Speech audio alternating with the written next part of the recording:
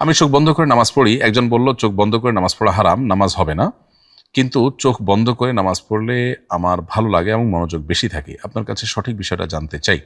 মৌলিকভাবে খোলা রেখে নামাজ পড়া উচিত। স্বাভাবিকভাবে জেনারেলি খোলা রেখে নামাজ পড়তে হবে। যদি কেউ চোখ বন্ধ করে নামাজ পড়েন তাহলে সেটা সাধারণত মাকরুহ হয়, অপছন্দনীয় হয়, সুন্নাহর খেলাফ হয়।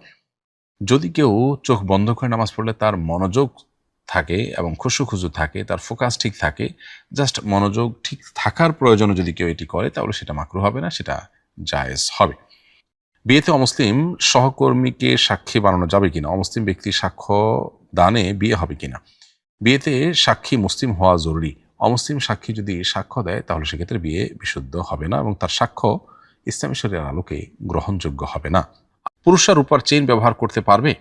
উত্তর হলো, পুরুষের জন্য রূপার চেইন ব্যবহার করা জায়েজ হবে না, বরং স্বর্ণ বা রূপা এটা বেসিক্যালি মহিলারা ব্যবহার করবেন। পুরুষ আংটি হিসেবে রূপা ব্যবহার করতে পারেন, বিশেষ করে সিলের জন্য আগের যুগে ব্যবহার করা হতো। অতএব ওই সাইজের বা ছোটোখাটো আপনার রূপার আংটি ইত্যাদি আংটি ব্যবহার করতে পারবেন। এছাড়া রূপার আপনার ঘড়ি হোক, চেইন হোক বা রূপার অন্য কোনো আপনার গহনা হোক, সেগুলো ব্যবহার করা পুরুষের জন্য জায়েজ নয়। যেমনিভাবে স্বর্ণটাও জায়েজ নয়, এটা নারীর জন্য আল্লাহ তাআলা রেখেছেন, নারীরা এটা ব্যবহার করবেন। পুরুষ এটার মালিক হতে পারেন কিন্তু ব্যবহার করতে পারবেন না। নবীজি সাল্লাল্লাহু আলাইহি সাল্লামের পেশাবও সুগন্ধ যুক্ত ছিল বলে সিরাতের এক বই পড়েছিলাম।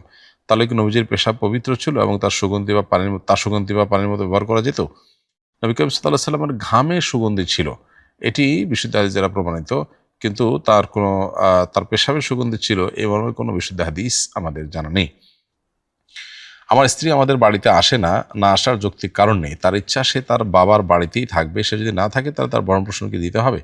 আপনার স্ত্রী যদি আপনার বাড়িতে না আসে তাহলে সেক্ষেত্রে তার ভরণ-পোষণ আপনি দিতে বাধ্য নন। যদি তিনি আপনার কথা শোনেন এবং বাড়িতে চলে আসেন, এসে যদি তিনি আসা যাওয়া করেন নিজের বাবার বাড়িতে বা অন্য যেখানে থাকেন তিনি সেখানে, তাহলে সেক্ষেত্রে সেটা ভিন্ন বিষয়। আর যদি তিনি বাবার বাড়িতে নাই থাকেন তাহলে সেক্ষেত্রে স্বামীর বাড়িতে যদি নাই থাকেন, বাবার বাড়িতে যদি তিনি যে পড়ে থাকেন তাহলে সেক্ষেত্রে স্বামী তার ভরণ-পোষণ দিতে বাধ্য নন। তবে তিনি যদি ফেরত চলে আসেন এবং স্বামীর বাড়িতে সংসার করা শুরু করে দেন তখন তার জন্য জায়েজ হতে পারে।